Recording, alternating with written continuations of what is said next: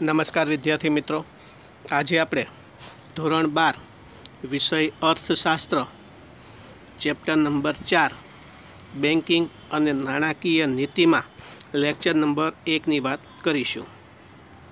વિદ્યાર્થી મિત્રો, બેન્કિંગ અને નાણાકીય નીતિવાળો પાઠ એ બોર્ડની પરીક્ષામાં 8 ગુણમાં પૂછાય. બોર્ડની પરીક્ષામાં 8 ગુણના પ્રશ્નપત્રની અંદર પૂછાય. એમાં આપણે વાત કરીએ તો કે એક ગુણના 3 પ્રશ્નો હોય, 2 ગુણનો 1 પ્રશ્ન હોય અને 3 ગુણનો 1 પ્રશ્ન જોવા મળે છે. ખ્યાલ આવે વિદ્યાર્થી મિત્રો? બેન્કિંગ અને નાણાકીય નીતિવાળો પાઠ એ બોર્ડની પરીક્ષામાં 8 ગુણમાં પૂછાય, જેમાંથી 1 ગુણના 3 પ્રશ્નો, 2 ગુણનો 1 પ્રશ્ન અને 3 ગુણનો 1 પ્રશ્ન હોય. વાસ્તવિક જીવનની અંદર કોઈ વ્યક્તિ આ શબ્દથી અજાણ નથી. જેમ જેમ નાણાંનો વ્યાપ અને વિસ્તાર વધતો ગયો, ચેપ્ટર નંબર 3ની વાત કરી ગયા હતા, તેમ તેમ આધુનિક નાણું અસ્તિત્વમાં આવ્યું. આધુનિક નાણું એટલે કે ઈ મની, જેને આપણે વાત કરીએ તો કે બેન્કિંગ તરીકે ઓળખવામાં આવે છે. ખીચામાં એટીએમ કાર્ડ હોય, ચેક હોય, ક્રેડિટ કાર્ડ હોય, ડેબિટ કાર્ડ હોય, એ એક પ્રકારનું આપણું નાણું ગણવામાં આવે છે. હવે જેને આપણે બેન્કિંગ કહીએ છીએ કે બેન્કિંગ વ્યવહારો કરે એને શું કહેવાય? બેંક કહેવાય. એની ઉપરથી પહેલો સવાલ બની જાય છે કે બેંકોનો ઉદ્ભવ અને તેનો અર્થ સમજાવવો. પરીક્ષાની અંદર 2 ગુણમાં પૂછાય કાં તો 3 ગુણમાં પૂછાય કે ભાઈ બેંકોના ઉદ્ભવ અને તેના અર્થ વિશે ટૂંક નોંધ લખો. બરાબર? 3 ગુણમાં પૂછાય એવો બેન્કિંગવાળો આઈએમપી સવાલ કે બેંકના ઉદ્ભવ અને તેનો અર્થ સમજાવવો. કે બેંક શબ્દનો આપણે વાત કરીએ, અંગ્રેજી શબ્દ બેંક, એનો ગુજરાતી શબ્દ થાય છે જથ્થો કે સમૂહ. અંગ્રેજીમાં બેંક શબ્દનો ગુજરાતીમાં અર્થ થાય છે શું? જથ્થો કે સમૂહ. એક મોટો જથ્થો હોય કે મોટો સમૂહ હોય એને બેંક તરીકે ઓળખવામાં આવે છે. કોઈ પણ શબ્દ વિદ્યાર્થી મિત્રો હશે ને સંસ્કૃત શબ્દ પરથી ઉતરી આવેલો હશે, કારણ કે આપણે મૂળ ભાષા, પ્રાચીન ભાષા સંસ્કૃત ગણવામાં આવે છે. રામાયણ હોય, મહાભારત હોય, ભગવદ્ ગીતા હોય, બધું સંસ્કૃતમાં લખેલું હતું. એટલે કે વાત કરીએ તો કે સંસ્કૃત શબ્દમાં આપણે વાત કરીએ, સંસ્કૃત ભાષામાં બેંકને મળતો આવતો શબ્દ કયો છે? ભાંડ. ભાંડનો અર્થ થાય છે મૂડીનો જથ્થો. જે જગ્યાએ મૂડીનો જથ્થો હોય, રેડી, વધારે પ્રમાણમાં મૂડી ભેગી થતી હોય, એને શું કહેવાય? ભાંડ. સંસ્કૃત ભાષામાં બેંક શબ્દનો અર્થ કયો થાય છે? ભાંડ. એનો ગુજરાતીમાં અર્થ કોનો થાય છે? મૂડીનો જથ્થો. મૂડીના જથ્થા પરથી કયો શબ્દ ઉતરી આવ્યો છે? ભંડોળ શબ્દ ઉતરી આવેલો જોવા મળે છે. વાસ્તવમાં બેંક સૌપ્રથમ ભારતમાં અસ્તિત્વમાં નથી આવી. એટલે કે વાત કરીએ તો કે અંગ્રેજીમાં આપણે વાત કરીએ તો કે જે બેંક શબ્દ છે એ મૂળ ફ્રાન્સના બેંકા અને ઇટાલીના બેન્ક્યુઈ શબ્દ પરથી ઉતરી આવેલો જોવા મળે છે. આવી રીતે વિદ્યાર્થી મિત્રો, અંગ્રેજી શબ્દમાં બેંક એ મૂળ ફ્રાન્સના બેંકા અને ઇટાલીના બેન્ક્યુઈ શબ્દ પરથી ઉતરી આવેલો જોવા મળે છે. અને પ્રાચીન યુરોપમાં નાણાંની લેવડ દેવડ, પ્રાચીન યુરોપમાં કોની લેવડ દેવડ? નાણાંની લેવડ દેવડ એ ઢળતી પાટલી પર, અત્યારે જે રીતે આપણે વાત કરીએ તો કે સામાન્ય રીતે સ્કૂલની અંદર બેન્ચ ઉપર આપણે જે ભણતા હોય તો એની ઉપરનો જે ભાગ હોય ને એક બાજુ ઢળતો હોય, ઢળતી પાટલી પર બેસીને કરવામાં આવતું હતું. એટલે કે આ બેન્ચ શબ્દ પરથી અંગ્રેજી શબ્દ બેંક ઉતરી આવેલો જોવા મળે છે. ખ્યાલ આવી જાય છે? પણ બેંક શબ્દ એ કોની સાથે? નાણાંના ભંડોળ સાથે સંબંધ ધરાવે છે. અને વિશ્વમાં સૌ પ્રથમ બેંક 1401માં સ્પેનમાં સ્થપાઈ હતી અને બેંકનું નામ છે બેંક ઓફ બાર્સિલોના તરીકે ઓળખવામાં આવે છે. અને જ્યારથી નાણું ચલણ તરીકે સ્વીકૃત બન્યું છે, આગળના પાઠમાં જોઈ ગયા પ્રમાણે, ત્યારથી નાણાંનું કાર્ય માત્ર વિનિમયના માધ્યમ તરીકે કે નાણાંના આપણે વાત કરીએ તો કે મૂલ્યના માપદંડ પૂરતું મર્યાદિત ન રહેતા મૂલ્યના સંગ્રાહક તરીકે અને વિલંબિત ચૂકવણીના સાધન તરીકે પણ અસ્તિત્વમાં આવેલું જોવા મળે છે. નાણાંના કાર્યો 4 આવી ગયા: વિનિમયના માધ્યમ તરીકે, મૂલ્યના માપદંડ તરીકે, મૂલ્યના સંગ્રાહક તરીકે અને વિલંબિત ચૂકવણીના સાધન તરીકે. એટલે કે નાણાંના કાર્યો વધતા નાણાંના મૂલ્યની જાળવણીનો પ્રશ્ન ઊભો થયેલો જોવા મળે છે। આ જાળવણી કરવાનું કાર્ય કોણ કરે છે? બેંક કરતી જોવા મળે છે। ટૂંકમાં નાણાં આધારિત અર્થવ્યવસ્થામાં નાણાંની સાચવણી કરવાની, એની હેરફેર કરવાની અને તેના મૂલ્યની જાળવણી કરવાની કોઈ સંસ્થાની જરૂર પડી, આ સંસ્થાનું કાર્ય કોણ કરતું જોવા મળે છે? બેંક દ્વારા થતું જોવા મળે છે। ખ્યાલ આવી જાય વિદ્યાર્થી મિત્રો? આ બેંકના આપણે વાત કરીએ તો કે અર્થની બેંકના ઉદ્ભવ કેવી રીતે છે, અસ્તિત્વમાં કેવી રીતે આવી એની વાત કરી। વિદ્યાર્થી મિત્રો, જેટલા મુદ્દા છે ને એટલા એક એક ગુણના સવાલ બની જાય છે। પહેલા સવાલની આપણે વાત કરીએ તો કે એક ગુણની અંદર કે બેંક શબ્દનો આપણે વાત કરીએ, અંગ્રેજી શબ્દ આપણે વાત કરીએ તો કે બેંકનો અર્થ શું થાય છે? જથ્થો કે સમૂહ। ખ્યાલ આવી જાય? બીજો સવાલ, બેંક શબ્દ કયા સંસ્કૃત શબ્દ પરથી ઉતરી આવ્યો છે? તો કે ભાંડ, જેનો ગુજરાતીમાં અર્થ કયો થાય છે? મૂડીનો જથ્થો। એના પરથી કયો શબ્દ ઉતરી આવ્યો? તો કે ભંડોળ શબ્દ ઉતરી આવેલો જોવા મળે છે। અંગ્રેજી શબ્દ બેંક એ મૂળ ફ્રાન્સના કયા શબ્દ પરથી? બેંકા, અને ઇટાલીના કયા શબ્દ પરથી? બેન્ક્યુ શબ્દ પરથી ઉતરી આવેલો જોવા મળે છે। અને પ્રાચીન યુરોપમાં નાણાંની લેવડ દેવડ કેવી પાટલી પર બેસીને કરવામાં આવતી હતી? ઢળતી પાટલી પર બેસીને કરવામાં આવતી હતી। એટલે કે આ કયા શબ્દ પરથી? બેન્ચ શબ્દ પરથી કયો શબ્દ ઉતરી આવેલો જોવા મળે છે? બેંક શબ્દ ઉતરી આવેલો જોવા મળે છે। ટૂંકમાં બેંક એ કોની સાથે સંબંધ ધરાવે છે?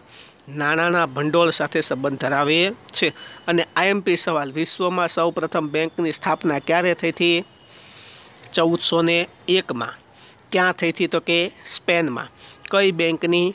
બેંક ઓફ બાર્સિલોનાની શરૂઆત થયેલી જોવા મળે છે। અને જ્યારથી નાણું ચલણ તરીકે સ્વીકૃત બન્યું છે ત્યારથી નાણાંનું કાર્ય માત્ર વિનિમયના માધ્યમ કે મૂલ્યના માપદંડ પૂરતું મર્યાદિત ન રહેતા મૂલ્યના સંગ્રાહક તરીકે નાણાં સાચવવા હોય તો કોણ સાચવી દે? બેંક। અને વિલંબિત ચૂકવણીના સાધન તરીકે 5 મહિના પછી, 10 મહિના પછી, 2 વર્ષ પછી પૈસા ચૂકવવા હોય તો એ કાર્ય કોણ કરતું જોવા મળે છે? બેંક કરતું જોવા મળે છે। આમ નાણાંના કાર્ય વધતા નાણાંના મૂલ્યની જાળવણીનો પ્રશ્ન ઊભો થયેલો જોવા મળે છે। આમ નાણાં આધારિત અર્થવ્યવસ્થામાં નાણાંની સાચવણી, હેરફેર અને તેના મૂલ્યની જાળવણી માટે કોની જરૂર ઊભી થઈ? સંસ્થાની। જે કાર્ય કોના દ્વારા થતું જોવા મળે છે? બેંક દ્વારા થતું જોવા મળે છે। ખ્યાલ આવી જાય વિદ્યાર્થી મિત્રો? ત્યાર પછી બેંકના અર્થની વાત કરીએ। બેંક એટલે શું? તો કે સામાન્ય અર્થમાં બેન્કિંગ સેવા આપતી સંસ્થાને શું કહેવાય? બેંક। કે જ્યાં થાપણો સ્વીકારવામાં આવતી હોય, ધિરાણ આપવામાં આવતું હોય, ખ્યાલ આવી જશે ને? આવી બેન્કિંગ સેવાઓ પૂરી પાડતી સંસ્થાને કોના તરીકે ઓળખવામાં આવે છે? બેંક તરીકે ઓળખવામાં આવે છે। દાખલા તરીકે state bank of India, consumer bank, ખ્યાલ આ પણ એક પ્રકારની બેંક કહેવાય, કારણ કે બેન્કિંગ સેવા પૂરી પાડે છે। બીજી વ્યાખ્યાની વાત કરીએ તો કે માંગવામાં આવે ત્યારે નાણાં પરત કરવાની શરતે ધિરાણ કરવાના હેતુથી બચતો એકત્રિત કરતી સંસ્થા એટલે કોણ કહેવાય? બેંક તરીકે ઓળખવામાં આવે છે। માંગવામાં આવે ત્યારે, દાખલા તરીકે બેંકની અંદર નાણાં આપણે જમા કરાવી દીધા, આપણે નાણાંની જરૂર પડી ત્યારે બેંક આપણને નાણાં કેવા આપે છે? પરત કરે છે। ધિરાણ કરવાના હેતુથી, એટલે બેંક એની પાસે નાણાં પડ્યા જ નથી રહેવા દેતી, આપણે બેંકમાં જે નાણાં જમા કરાવ્યું છે ને બેંક એ નાણાં બીજા વ્યક્તિને ધિરાણ કરે છે।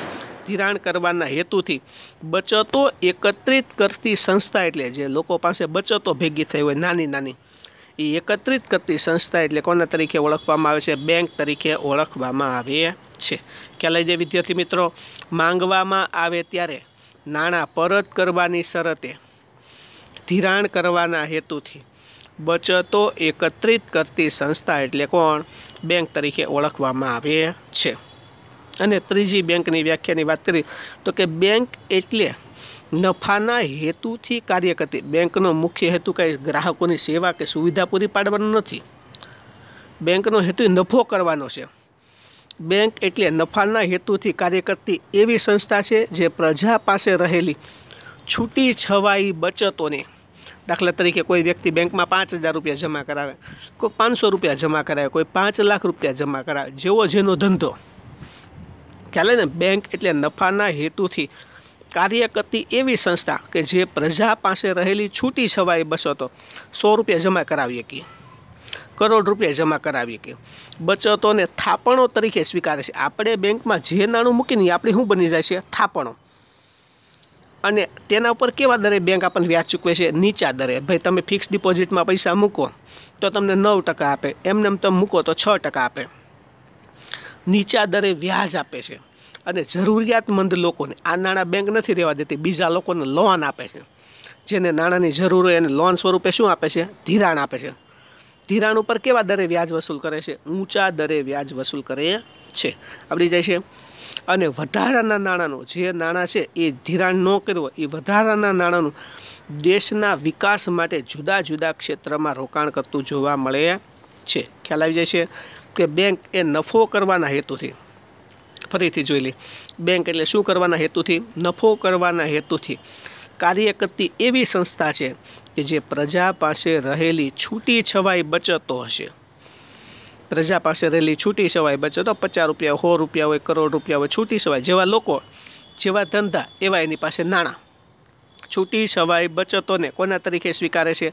થાપણો તરીકે સ્વીકારે છે। અને તેના પર કેવા દરે વ્યાજ ચૂકવે છે? નીચા દરે વ્યાજ ચૂકવે છે। અને આ થાપણોનું જરૂરિયાતમંદ લોકોને શું પૂરું પાડીને? ધિરાણ પૂરું પાડીને એની પાસેથી ઊંચા દરે વ્યાજ વસૂલ કરે છે। અને વધારાના નાણાંનું દેશના વિકાસ માટે વિવિધ ક્ષેત્રોમાં રોકાણ કરતા જોવા મળે છે। ટૂંકમાં અર્થતંત્રમાં બેંકો દ્વારા નાણાંની શું થાય છે? હેરફેર થાય છે। જો નાણાંની હેરફેર ન થાય તો તેનું મૂલ્ય ઘટતું જતું જોવા મળે છે અને ફરતા નાણાંનું મૂલ્ય વધતું જોવા મળે છે। કઈ રીતે? અર્થતંત્રમાં બેંકો દ્વારા નાણાંની હેરફેર થાય। દાખલા તરીકે કોઈ એક વ્યક્તિ પાસે 5000 રૂપિયા છે તો એ બેંકમાં જમા કરાવી દે છે। બેંકવાળા આ 5000 રૂપિયાનું બીજાને ધિરાણ આપે છે। અને જો નાણાંની હેરફેર ન થાય, બેંકમાં નાણાં જમા ન કરાવે તો બેંક બીજાને ધિરાણ આપે છે નહીં। બીજાને ધિરાણ નહીં આપે તો બીજા વ્યક્તિને એટલી આવક વધશે નહીં। આવક નહીં વધે તો એના ખર્ચમાં શું કરી દે? ઘટાડો। ખ્યાલ આવી જશે ને? એટલે કે ફરતા નાણાંનું મૂલ્ય વધતું રહેતું જોવા મળે છે। ખ્યાલ આવી જાય છે વિદ્યાર્થી મિત્રો? બેંકની કેટલી વ્યાખ્યા થઈ ગઈ? 3। પહેલી વ્યાખ્યાની વાત કરીએ તો કે સામાન્ય રીતે બેન્કિંગ સેવા આપતી સંસ્થાને શું કહેવામાં આવે છે? બેંક કહેવામાં આવે છે। બીજી વ્યાખ્યા, માંગવામાં આવે એટલે નાણાં પરત કરવાની શરતે ધિરાણ કરવાના હેતુથી બચતો એકત્રિત કરતી સંસ્થા એટલે કોણ તરીકે ઓળખવામાં આવે છે? બેંક તરીકે ઓળખવામાં આવે છે। અને ત્રીજી, બેંક એટલે નફાના હેતુથી કાર્ય કરતી એવી સંસ્થા કે જે પ્રજા પાસે રહેલી છૂટી છવાઈ બચતોને થાપણો તરીકે સ્વીકારે છે અને તેના પર કેવા દરે વ્યાજ ચૂકવે છે? નીચા દરે વ્યાજ ચૂકવે છે। આ થાપણોનું જરૂરિયાતમંદ લોકોને શું આપે છે? ધિરાણ આપે છે અને તેની પાસેથી કેવા દરે? ઊંચા દરે વ્યાજ વસૂલ કરતી જોવા મળે છે। ખ્યાલ આવી જાય છે? અને આપણે વાત કરીએ તો કે વધારાના નાણાંનું દેશના વિકાસ માટે વિવિધ ક્ષેત્રમાં શું કરે છે? રોકાણ કરતી જોવા મળે છે। આમ બેંક દ્વારા નાણાંની શું થાય છે? હેરફેર થાય છે। જો નાણાંની હેરફેર ન થાય તો ભવિષ્યમાં તેનું મૂલ્ય કેવું થતું જાય છે? ઘટતું જાય છે અને ફરતા નાણાંનું મૂલ્ય વધતું રહેતું જોવા મળે છે। ખ્યાલ આવી જાય વિદ્યાર્થી મિત્રો? 3 ગુણનો સવાલ પૂછાય કે બેંકના ઉદ્ભવ અને તેના અર્થ વિશે સમજાવો। તો ઉદ્ભવના બધા મુદ્દા અને અર્થમાંની 3 વ્યાખ્યા લખવી પડે। પરંતુ 1 ગુણનો પ્રશ્ન પૂછાય કે બેંકનો અર્થ આપો કાં તો બેંકની વ્યાખ્યા જણાવો, તો 3માંથી કોઈ પણ એક લખી શકાય। ખાલી બેન્કિંગ સેવા આપતી સંસ્થા એટલે બેંક લખીને તો પણ ચાલે। ખ્યાલ આવી જાય? નમસ્કાર।